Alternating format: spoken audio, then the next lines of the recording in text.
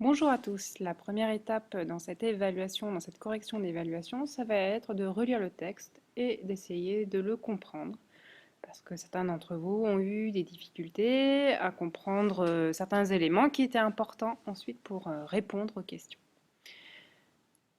La narratrice a comme projet de raconter la vie difficile de sa mère, Lucille. Elle a ainsi recueilli les divers témoignages des membres de sa famille.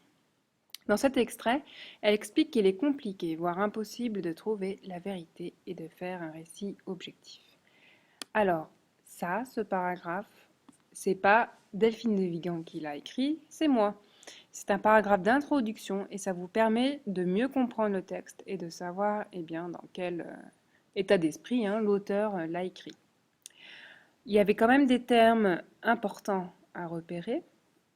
Il y avait le mot témoignage, qui montre que Delphine de Vigan, elle a enquêté, elle a recueilli donc des témoignages, des récits des membres de sa famille pour connaître tous les aspects de la vie de sa mère, y compris avant sa naissance.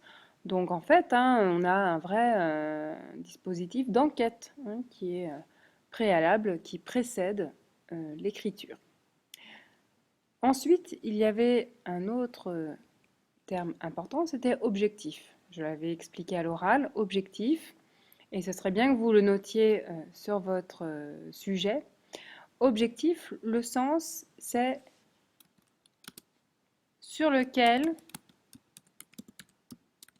un récit objectif, sur lequel on ne prend pas parti. Ça veut dire que quand c'est objectif, on essaye de ne pas donner son avis. Ça veut dire qu'un récit objectif, il est censé raconter la vie de Lucille dans ce contexte, de façon à ce qu'on ait vraiment la réalité, à ce que la réalité elle ne soit pas déformée par la personne qui écrit. C'est ça un récit objectif. Ensuite, le texte. Qu'avais-je imaginé? Que je pouvais raconter l'enfance de Lucille à travers une narration objective, omnisciente et toute puissante, qu'il me suffisait de puiser dans le matériau qui m'avait été confié et faire mon choix, autant dire mon petit marché. Mais de quel droit? Dans ce premier paragraphe, en fait, Delphine Vigan, elle explique quelles idées elle avait dans la tête avant de se lancer dans l'écriture. Et donc, son objectif, c'était de raconter la vie de sa mère sans donner son avis, sans prendre parti, c'est-à-dire à travers une narration objective. Ça veut dire un récit dans lequel on ne prend pas parti, un récit dans lequel on ne donne pas son avis. Omnisciente, ça c'était un autre mot important, et ça aurait été bien de le chercher dans le dictionnaire. Ça veut dire un récit où celui qui raconte, il connaît tout, il sait tout sur la vie donc de Lucille.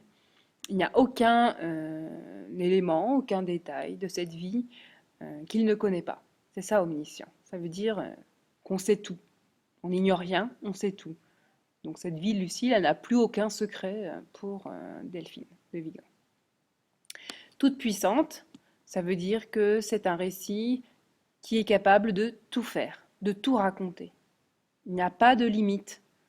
Ça veut dire que ce récit, finalement, il est capable de raconter toute la vie de Lucille à travers un récit qui est objectif, c'est-à-dire dans lequel on ne donne pas son avis, et un récit dans lequel on connaît tous les détails.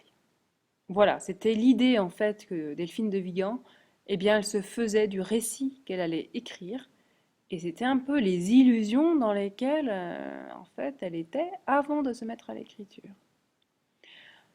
L'autre image importante dans ce premier paragraphe, c'est l'image de puiser dans un matériau. Un matériau, ça veut dire qu'on a une matière, comme, je sais pas, du bois, comme de la pierre, comme, je sais pas, dès que vous fabriquez quelque chose, vous utilisez un matériau. Et en fait, elle pensait que toutes les informations qu'elle avait recueillies, c'était comme une matière dans laquelle elle n'avait qu'à choisir des éléments pour en faire le récit de la vie de Lucille. Et c'est pour ça qu'elle utilise l'image puisée dans les matériaux. Faire un petit marché, mon petit marché, c'est la même image. Ça veut dire que j'ai plein d'éléments à ma disposition et je choisis simplement ceux qui sont les plus intéressants ou alors ceux qui correspondent le mieux à ce que j'ai envie d'écrire. Mais de quel droit? Et là, on sent en fait qu'elle commence à douter sur ses idées qu'elle avait avant d'écrire. Elle se dit, après tout, c'est la vie de ma mère, et de quel droit je pouvais prétendre écrire un récit qui soit à la fois omniscient, c'est-à-dire dans lequel je connaîtrais tout, tout puissant, ça veut dire que je n'aurai aucune limite, et objectif, ça veut dire que voilà, je connais la vérité et je la présente. Et en fait, c'est pas aussi simple, évidemment, de raconter la vie de quelqu'un. Sans doute avais-je espéré que de cette étrange matière se dégagerait une vérité. Mais la vérité n'existait pas. Je n'avais que des morceaux épars, et le fait même de les ordonner constituait déjà une fiction. Quoi que j'écrive, je serais dans la fable. Comment avais-je pu imaginer un seul instant pouvoir rendre compte de la vie de Lucille, pardon. Que cherchais-je au fond si ce n'était approcher la douleur de ma mère, en explorer le contour, les replis secrets, l'ombre portée. Alors, ce deuxième paragraphe, il expose les difficultés auxquelles Delphine de Vigan s'est confrontée. Elle utilise encore cette image de la matière qui renvoie aux matériaux que je viens d'évoquer. Excusez-moi, c'était ici.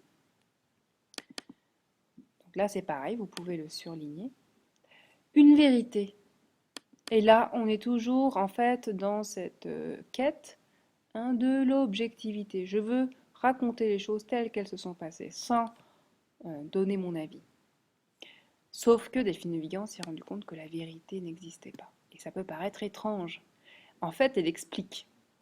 Elle explique que, comme elle a recueilli différents témoignages, en fait, eh bien, elle a comme des morceaux épars. Ça veut dire des morceaux qui sont séparés les uns des autres. C'est comme si vous avez en fait les pièces d'un puzzle et qu'elles sont mélangées et vous êtes obligé de reconstituer ce puzzle. Et elle dit que le fait de reconstituer le puzzle, de choisir l'endroit dans lequel chaque pièce va devoir donc se mettre, ça constitue une fiction. Et ça, c'est un mot extrêmement important. Vous pouvez le surligner dans votre texte. Qu'est-ce que c'est une fiction? Une fiction, c'est un récit inventé. Et ça, vous pouvez le rajouter dans la marge. Moi, je le mets ici. Mais ça, c'est très important de le noter. Une fiction, c'est un récit inventé. Et la fable, c'est pareil. C'est aussi un récit inventé. C'est la même racine, la même famille que fabuleux. Un récit fabuleux. Merveilleux. On n'est pas dans la réalité. On est dans l'imagination. On est dans ce qu'on peut rêver, ce qu'on peut désirer. Mais on n'est pas dans la réalité. Donc là, c'était vraiment les deux mots-clés. Ça veut dire que le fait d'organiser les informations recueillies, eh bien, ça forme un récit dans lequel intervient l'imagination, le merveilleux. Et on quitte la réalité. Ensuite, la deuxième idée que Delphine de Vigan exprime dans ce paragraphe, c'est la véritable raison qui l'a motivée à écrire ce récit de vie, c'est approcher la douleur de ma mère. Et ça, en fait, elle se dit que c'est la vraie raison. C'est pas trouver la vérité, la vraie raison. La vraie raison, c'est comprendre la vie difficile de sa mère. Comprendre d'où elle vient, cette difficulté et cette douleur. La douleur de Lucille a fait partie de notre enfance et plus tard de notre vie d'adulte. La douleur de Lucille, sans doute, nous constitue, ma sœur et moi. Pourtant, toute tentative d'explication est vouée à l'échec. Ainsi devrais-je me contenter d'en écrire des bribes, des fragments, des hypothèses. L'écriture ne peut rien, tout au plus permet-elle de poser les questions et d'interroger la mémoire. Donc là, elle revient en fait sur le fait qu'elle n'ait pas réussi à écrire ce récit objectif qu'elle souhaitait faire au départ, et c'est pour ça qu'elle dit toute tentative d'explication est vouée à l'échec. Ce qu'elle va pouvoir écrire, c'est pas le récit objectif, le récit complet, le récit omniscient, c'est-à-dire dans lequel elle sait tout de la vie de sa mère. Elle va pouvoir simplement écrire des morceaux, des bribes, ça veut dire des morceaux, des paroles séparées les unes des autres, des fragments, là aussi dans la même image, des morceaux séparés les uns des autres. Des hypothèses, ça c'est un mot intéressant aussi que vous pouvez surligner pareil dans votre texte.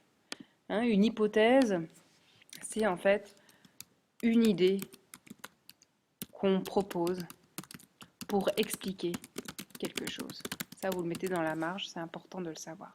Hein, une hypothèse, c'est une idée qu'on propose pour expliquer quelque chose.